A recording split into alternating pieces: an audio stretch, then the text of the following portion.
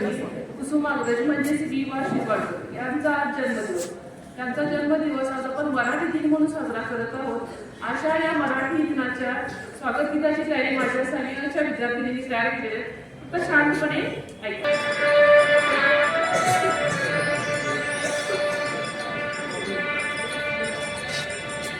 मायभूमी जन्मभूमी ही कर्मभूमी ही आमची महावंदनीय अति प्राणप्रिय ही माय मराठी आमची. ही मायभूमी ही जन्मभूमी ही कर्मभूमी ही आमची महावंदनीय अति प्राणप्रिय ही माय मराठी आमची. हा आमचा आहे बाणा ही आमची आहे बोली अस्मानी झळके भव्य पताका भगव्या शरीफटक्याची. महाराष्ट्र भूमी ही जन्मभूमी ही कर्मभूमी ही आमची महावंदनीय अति प्राणप्रिय ही माय मराठी आमची.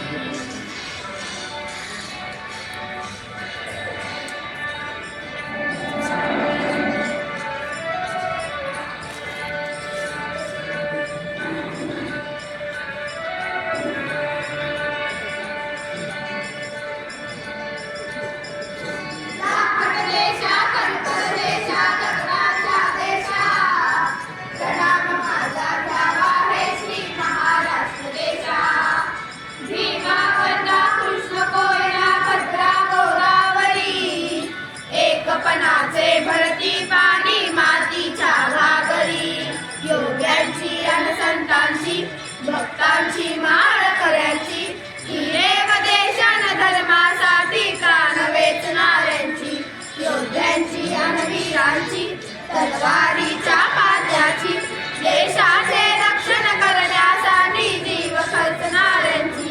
ही भूमी सप्तसुरांची रंगांची अष्टकलांची काव्याची शस्त्र विनोदाची ही भूमी साहित्याची. महाराष्ट्र भूमी ही जन्मभूमी ही कर्मभूमी ही आमची महावंदनीय अति प्राणप्रिय ही माय मराठी आमची. मायभूमी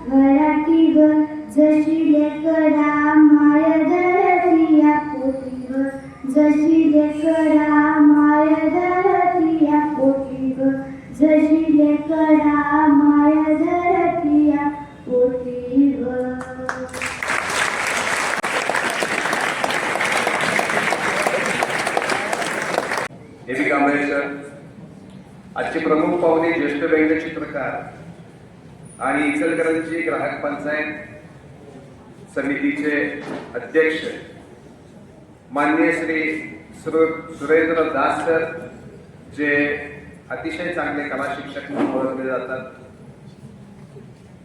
तिथं उपस्थित मराठी विषयाचे सर्व शिक्षक, त्याचबरोबर उपस्थित शिक्षक, शिक्षिका आणि विद्यार्थी. आज 27 फेब्रुवारी मराठी भाषा गौरव दिन. आज आपण आपल्या प्रशालेमध्ये साजरा करीत आहोत आणि या निमित्तानं या कार्यक्रमासाठी उपस्थित प्रमुख पाहुणे माननीय श्री सुरेंद्र दास सर यांचं प्रशालेच्या वतीने या कार्यक्रमासाठी मी सहर्ष हार्दिक स्वागत करतो। त्याचबरोबर प्रतिवर्षी हा कार्यक्रम याच चौकामध्ये आपल्यासमोर सादर होत असतो आणि या निमित्तानं आपल्या मराठी भाषेची पूर्वपीठिका कशी आहे याचा एक इतिहास आपल्या समोर सांगितला। 27 फेब्रुवारी हा कविश्रेष्ठ कुसुमाग्रजांचा जन्मदिन। कविश्रेष्ठ कुसुमाग्रज ज्यांनी अतिशय अजरामर अशी काव्यरचना केली आणि त्याचबरोबर अनेक कथा, कादंबऱ्या आणि नाटकेही लिहिली। मराठी भाषेला ज्यांनी जागतिक पातळीवर उंची मिळवून दिली त्यामधलं एक व्यक्तिमत्व, थोर व्यक्तिमत्व म्हणजे कविश्रेष्ठ कुसुमाग्रज तथा वि.वा. शिरवाडकर तात्यासाहेब असंही त्यांना नामानिधान आदरानं केलं जातं। प्रख्यात कला शिक्षक म्हणून ते प्रसिद्ध आहेतच।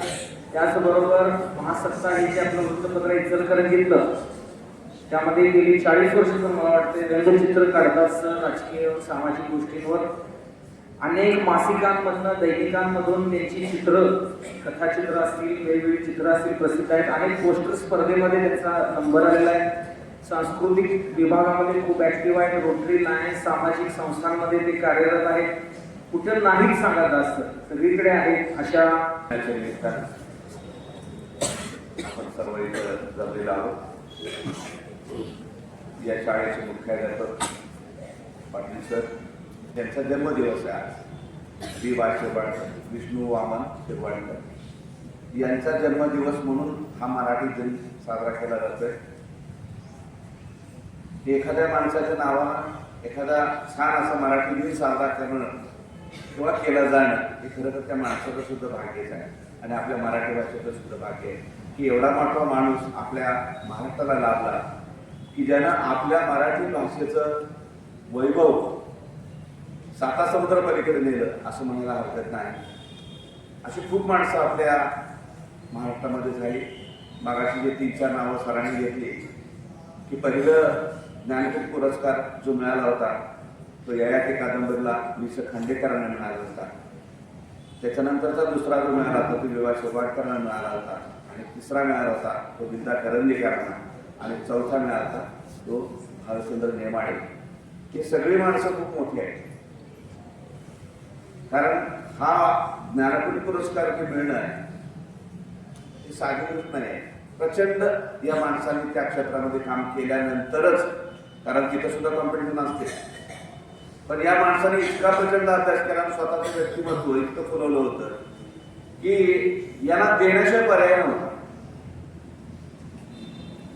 वि.स. खांडेकरांच्या बाबतीत एक मुद्दा एक गोष्ट तुम्हाला सांगतो की वि.स. खांडेकरांचं नाव म्हणजे मला वाटतं मी 4थी असल्यापासून आमच्या घरामध्ये मी ऐकायचो। याचं कारण असं होतं की माझे थोरले बंधू प्राध्यापक अशोक या ज्युनियर कॉलेजमध्ये प्राध्यापक होते। त्यांच्या नावानं युनिव्हर्सिटीमध्ये जे पारितोषिक ठेवलं असायचं की जो युनिव्हर्सिटीमध्ये पहिला येईल त्याला ते पारितोषिक मिळायचं आणि ते वि.स. खांडेकरांचं पारितोषिक माझ्या बंधूंनी मिळालं होतं BA ला असताना, कारण BA मध्ये तो पहिला आल्यानंतर ते पारितोषिक दिलं जायचं। आणि त्याच वेळी माझा दुसरा एक बंधू प्राध्यापक राजेंद्र दास, तेही चांगले कवी आहेत, लेखक आहेत। दर रविवारी 4 पेपरला ते सध्या लेखन करतायत। सातत्याने लेखन आणि वाचन, मला वाटतं आमच्या घरामध्ये कदाचित सरस्वतीचा तो वारसा असावा, कारण यालाही कारण असं आहे की कुठेतरी संस्काराचा भाग त्याला म्हणतो आपण। माझे वडील शिक्षक होते आणि शिक्षणातून हा संस्कार करतो तो घडत असताना माझ्या वडिलांनी अगदी मला आठवतंय की मी पहिली दुसरीला होतो त्यावेळी स्वराज्य नावाचं एक साप्ताहिक होतं. त्यानंतर गावकरी नावाचं साप्ताहिक, आज तुम्ही कदाचित ते नाव सुद्धा तुम्हाला माहिती असेल, पण आपल्याला काही लोकांना माहिती आहे. ते इतकं प्रसिद्ध होतं की ते साप्ताहिकाची आम्ही वाट बघायचो. म्हणजे एखाद्या साप्ताहिकाची वाट बघणं इतकं ते सुंदर असायचं. आणि मग रविवारी ते यायचं, आम्ही चौघे भाऊ प्रत्येकजण एक एक पान वाटून घ्यायचो आणि ते वाचायचो. आता मला सांगा, आमच्या वडिलांनी जर घरामध्ये ते स्वराज्य नावाचं साप्ताहिक आणलं नसतं तर मला वाटतं वाचनाचा संस्कार आपल्याला झालाच नसता. यासाठी पालक सुद्धा जागरूक असणं अत्यंत गरजेचं आहे की माझ्या मुलांना काय दिलं पाहिजे हे त्यांना समजणं गरजेचं आहे. आणि त्यासाठी पालकांना सुद्धा की माझ्या मुलांवर संस्कार करताना मी काय देतोय याचाही विचार केला पाहिजे आणि काय दिल्यानंतर त्यांच्यावर चांगले संस्कार होतील हेही त्यांच्या लक्षात आलं पाहिजे. म्हणजे आपल्या घरातूनच याचं बीजारोपण झालं पाहिजे असं मला वाटतं की मराठी भाषेसाठी आपण या प्रत्येकाने, मला वाटतं आज बऱ्याच ठिकाणी मी काहीतरी कार्यक्रमाच्या निमित्तानं जातो की प्रत्येक ठिकाणी हे वारंवार सांगितलं जातं की वाचलं तर वाचा, तुम्ही वाचलं पाहिजे तर तुम्ही वाचू शकाल. आता खरं तर तुम्ही असं म्हणाल काय संबंध आहे वाचल्याचं वाचणं म्हणजे जगण्याचा, तर जीवन समृद्ध करणे म्हणजे काय असतं हे वाचल्यानंतरच कळतं. कारण जगणं तर सगळेच प्राणी जगतात हो, पण जगताना सुद्धा आपण आनंदानं जगणं हा भाग महत्वाचा आहे. आणि आनंद कधी मिळतो तर ज्यावेळी तुम्हाला एखादी गोष्ट चांगली कळायला लागते, म्हणजे कुठल्याही क्षेत्रात असतो. पण वाचनामुळे आपल्याला एक जी प्रगल्भता येते, एक विचार करण्याची पातळी येते, एक बौद्धिक पातळी आपली वाढत जाते. आणि त्याच्यानंतर मग जो माणूस घडतो तो या समाजामध्ये त्याला निश्चितपणे वेगळं स्थान त्या माणसाला प्राप्त होत असतं. आता भाषा ही सुद्धा मराठी भाषा जी आहे किंवा कुठलीही भाषा असेल, ही भाषा ही संवादाचं माध्यम आहे की तुम्ही एकमेकाशी बोलताना आपण या भाषेचा वापर जास्तीत जास्त करावा. आणि दुसरी गोष्ट, भाषेची निर्मिती करताना समजून जसं म्हटलं की संवाद ही गोष्ट फार महत्वाची. आता इथे लेखक मंडळी आहेत, नाटककार आहेत, कवी आहेत, काय करतात? त्यांच्या मनामध्ये ज्या काही गोष्टी साठलेल्या आहेत, ज्या आवडल्या आहेत, जे काहीतरी त्यांना कुठेतरी स्पार्क देऊन गेलाय किंवा एखादी चांगली अशी समाजातली घडलेली घटना असते, त्यांना असं वाटतं की माझी ही घटना समाजापर्यंत आली पाहिजे. कारण समाजापर्यंत पोहोचल्यानंतर कदाचित काही लोकांना याच्यातून याचा परिणाम समाजावरती चांगला होईल आणि मग ते नाटकाच्या रूपाने लिहितील, कवितेच्या रूपाने लिहितील, लेखाच्या रूपाने लिहितील किंवा कथेच्या रूपाने लिहितील. माध्यम प्रत्येकाचं वेगळं असेल. युवा शिरवाडकरांनी जे नाटक लिहिलेलं आहे त्यांचं अतिशय प्रसिद्ध असं ते नाटक आहे. तर त्याच्यामध्ये त्यांनी म्हाताऱ्या माणसांच्या जीवनावरती त्यांनी ते सगळं नाटक त्यांनी मांडलं की वयोवृद्ध झाल्यानंतर त्या माणसांची अवस्था काय असते, त्यांना म्हणजे आपल्या मुलामुलीची गरज कशी असते. आणि मग त्याच वयाबरोबर मुलं आणि मुली दुर्लक्ष कसं करतात. तर या मुलामुलींना त्यांनी त्याच्यातून संदेश दिलाय की ज्यांनी तुम्हाला घडवलं, ज्यांनी तुम्हाला वाढवलं, ज्यांनी तुम्हाला हे जग दाखवलं, तुम्हीच त्यांना विसरताय. कारण त्याच्यामध्ये एक प्रसंगामध्ये त्यांनी सांगितलं की हे परमेश्वरांनी कुणाच्या समोर मी माझं डोकं ठेवलं. कारण तू ज्यांना घडवलं वाढवलं ती मुलं जर माझ्यापासून दूर जात असतील तर याच्या इतकं दुसरं दुरवस्था काय असू शकतं.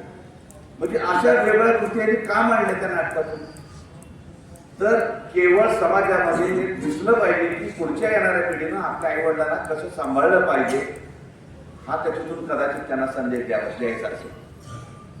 म्हणजे या नाटकातून असेल, कथेतून असेल, हे सगळे संदेश देण्याचं काम ते करत आहेत. माझ्या युट्यूबच्या माध्यमातून पण आपण सध्या बरेचसे लोक छोटे छोटे स्फुट लेख आपल्याला वाचायला मिळतात. म्हणजे पुण्यातला एक स्फुट लेख असा एका मित्राने मला पाठवलं होतं, मला खूप छान वाटला तो. मुद्दा मी तुम्हाला तो शेअर करतोय की सखाराम नावाचा एक व्यक्ती आपल्या ज्या नगरपालिकेच्या स्वच्छतेच्या गाडी आपल्या गली गल्लीमध्ये येतात आणि तो कचरा आपला घेऊन जातात, त्याच्यावरती काम करणारा हा माणूस आहे. आपला तो निळा शर्ट, खाली एक काळी पॅन्ट, ती घ्यायचं, दोन्ही हातामध्ये मोठे मोठे ग्लोव्ह घातलेले असतात. तो प्रत्येक घरात येतो, तो कचरा टाकतो. एका म्हणजे तो रोजचं त्याचं काम आहे. पण त्याच्यातून सुद्धा एखाद्या माणसाची वेगळी ज्याला नजर म्हणतो आपण, किंवा एक दृष्टी म्हणतो, किंवा एक नवीन विचार म्हणतो, तो कसा होता बघा. तो प्रत्येकाला कचरा तर नेऊन टाकायचा. पण काही वेळा आपल्याकडे असेही काही लोक असतात की घरामध्ये पुस्तकं, कागद, वह्या काही नको, सगळं टाकून द्यायचं. तर तो असं काही त्याच्या घरामध्ये एक ठिकाणी त्या इंजिनिअरिंगचा मुलगा असतो, इंजिनिअरिंग पास होतो, काय करायची घरात पुस्तक कशाला, म्हणून तो गट्टा बांधतो आणि तिथे ठेवतो. तो गट्टा उचलतो, तो कचरा कुंडीत टाकायला जाणार, तेवढ्यात त्या सकाराचं लक्ष साहेब थांबा म्हटला, तो गट्टा मला द्या. पण तोपर्यंत त्या मुलाने तो गट्टा त्या कचरा कुंडीत टाकला होता. तो वर चढला, त्या कंटेनरमधून तो गट्टा बाजूला काढला, काही ठिकाणी त्याला घाण लागली, आपल्या शर्टानं रुमालानं तो सगळी पुस्तकं स्वच्छ केली आणि त्याने एक वेगळी पिशवी केली होती. त्या पिशवीमध्ये ती सगळी पुस्तकं तयार केली. आता मला सांगा, तो दुसरा जो ज्या विद्यार्थ्याने पुस्तकं टाकली तो काय म्हटला की तुम्हाला आणि काही पैसे लागले तर सांगा, मी तुम्हाला हे रद्दी विका म्हटला. हे रद्दीच्या दुकानात जाण्याचा काय उपयोग आहे? हे रद्दीच्या दुकानात जाणार आहे, कशाला ती टाकता येईल? काय टाकून द्या. तो म्हटला राहू दे बाळ, तुझ्या दृष्टीने कदाचित ते रद्दी असेल, पण मी त्याचा उपयोग करेन. त्या माणसानं ती सगळी पुस्तक घेतली, आपल्या घरी नेली, व्यवस्थित ठिकाणी ठेवली. तो माणूस दर आठवड्याला आपल्या गावी जायचा आणि गावी जाताना एक रिक्षा भाड्याने करायचा. त्या रिक्षामध्ये अशी गोळा झालेली सगळी पुस्तकं त्यात तो घालायचा आणि आपल्या गावी न्यायचा. गावी त्यांनी एक पत्र्याचं शेड केलं होतं. त्या पत्र्याच्या शेडमध्ये त्यानं गावातल्या एका सुताराकडनं जुन्या पाण्या फळ्याचं एक पुस्तकाचं मोठी कपाटं बनवली ती, आणि त्या कपाटामध्ये ते पुस्तकं ठेवायचा. गावातल्या सगळ्या शाळेतले मुलं वगैरे त्या ठिकाणी यायची आणि ती पुस्तकं वाचायची. योगायोगाने ज्या मुलाने पुस्तकं टाकली होती तो इंजिनियर झाल्यानंतर कार्यक्रमाच्या निमित्तानं त्या ठिकाणी येतो आणि तिथले सरपंच त्या सांगतात की आमच्या गावामध्ये छोटंसं वाचनालय आहे, तुम्ही त्याला भेट दिली तर बरं होईल.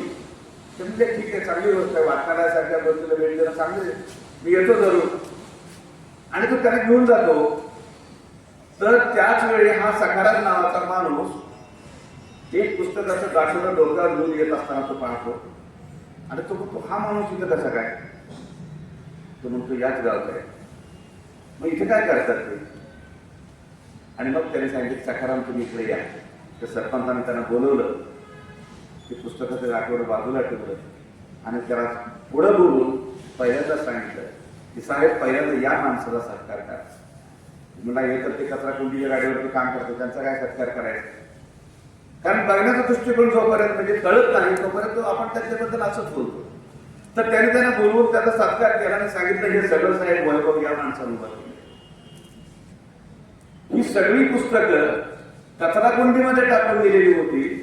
या माणसानं प्रत्येक पुस्तक गावात आमच्या पोचवलं आणि या सगळ्या मुलांना मोफत वाचनालय तयार करून दिले. एका कचरा कुंडीवरती काम करणारा एखादा कामगार वेगळे पण म्हणजे कसं काही वेगळा विचार करू शकतो आणि त्याच्यातून वाचलेल्यासारखी एखादी वस्तू निर्माण होऊ शकते. नवीन विचार मुलांना दिला पाहिजे की माझ्या गावातली छोटी छोटी मुलं शिकली पाहिजेत, वाचली पाहिजेत, हा विचार त्या माणसाच्या मनात येतो.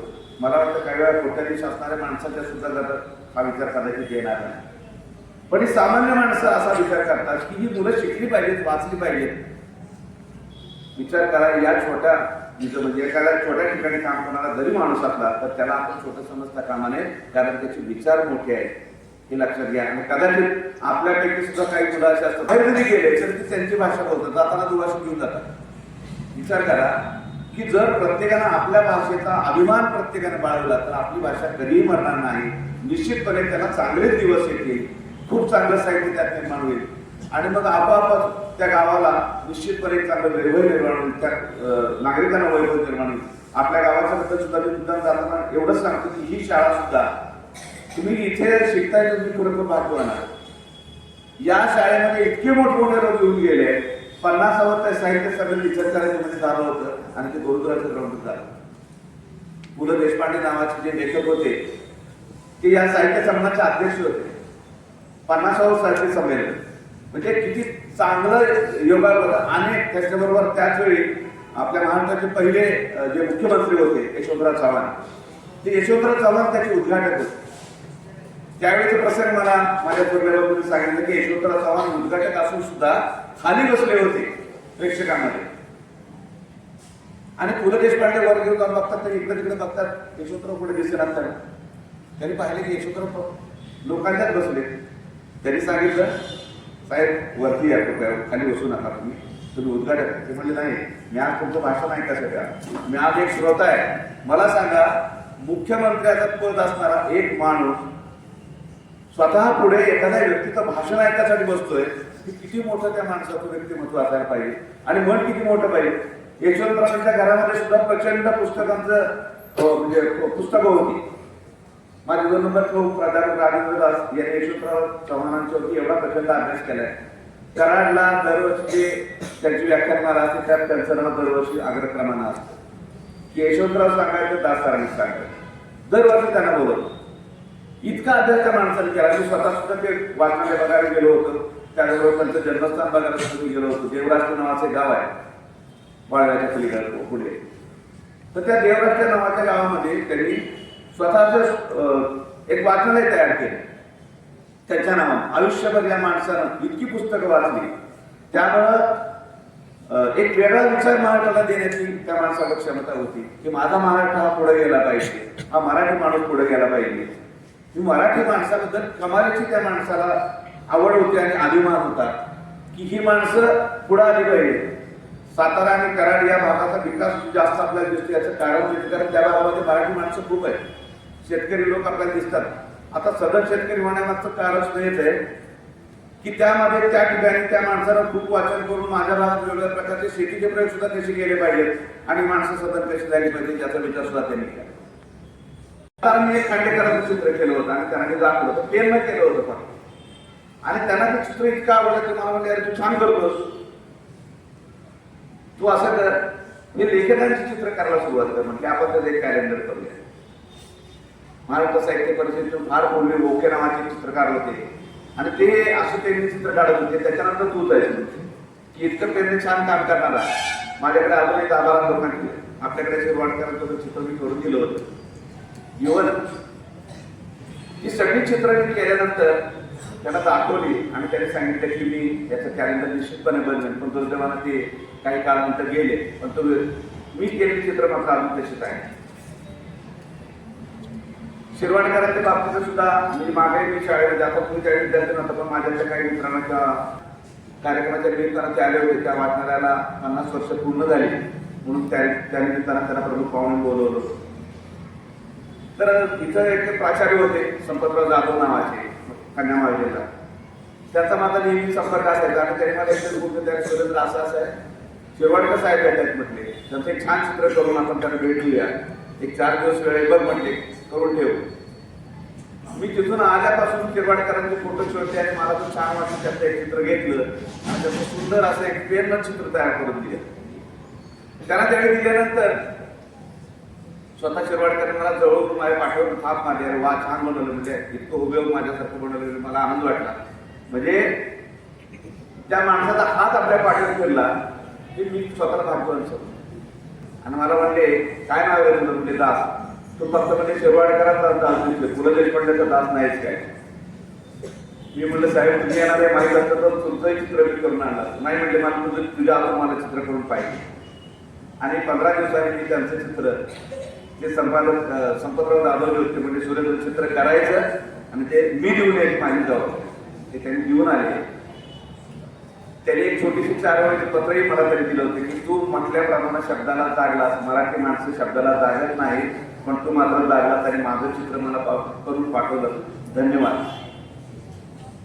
मला खूप बरं वाटलं की इतकी मोठी माणसं होती आणि या माणसानं आपल्याला 4 ओळीचं का असेना पण आपल्याला चित्र पाठवल्याबद्दल धन्यवाद दिला. मला वाटतं की माझ्या क्षेत्रात काम करताना सुद्धा हा मिळालेला एक पुरस्कारच आहे असं मी समजतो. कारण इतक्या या समोरच्याच आपल्या अर्बन बँकेच्या इमारतीमध्ये सुद्धा बरेच साहित्य घेऊन गेले. तिथं सुद्धा आम्ही बऱ्याच सगळ्यांच्या नाट्यगृहामध्ये अनेक साहित्य घेऊन गेले. कारण आपल्या गावाला संगीत आपल्या गावात छान आहे, मराठीबद्दल खूप प्रेम असल्यामुळं नाट्य संमेलन सुद्धा आपल्या गावात झालं. लक्षात घ्या, नाट्यगृहामध्ये नाट्य संमेलन झालं होतं. विजया मेहता नावाच्या महिला तर त्याच्या अध्यक्ष होत्या. ते उत्तम नाटक बसवण्याच्या बाबतीत आणि नाटकाच्या बाबतीत अतिशय प्रसिद्ध आहे. त्या विजय मेहता त्याच्या अध्यक्ष होते. दरवर्षी फेब्रुवारी महिन्यामध्ये आपल्याकडे पंडित बाळकृष्ण बुवा आहेत, त्यांच्या स्मृतीनिमित्त दरवर्षी एक मोठा संगीत महोत्सव असायचा. या शाळेमध्ये मी 37 वर्ष सर्व्हिस केली. ज्यावेळी मराठी दिन असायचे काही वेळा मला आठवत की आमचे सगळे मित्रमंडळी आम्ही कवितांचा कार्यक्रम ठेवायचो. कविता वाचन वगैरे आम्ही ठेवायचो.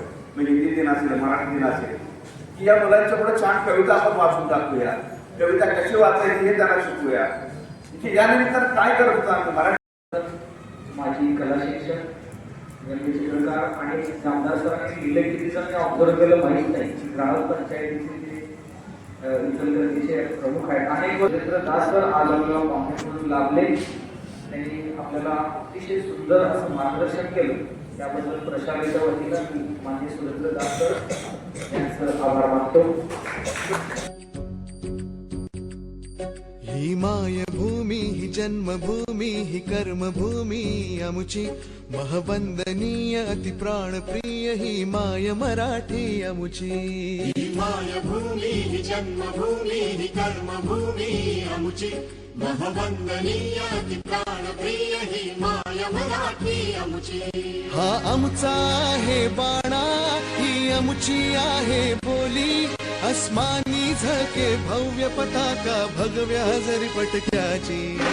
राष्ट्रभूमी ही जन्मभूमी ही कर्मभूमी अमुची महवंदनीय अति प्राणप्रिय ही माय मराठी अमुची.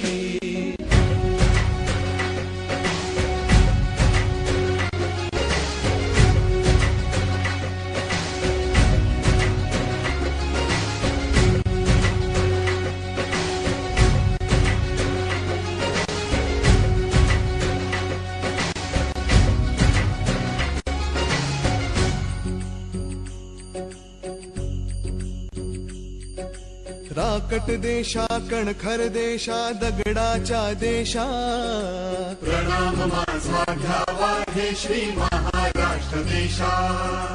भीमा वरदा कृष्ण कोयना भद्रा गोदावरी एकपणाचे भरती पाणी मातीच्या घागरी. योग्यांची अन संतांची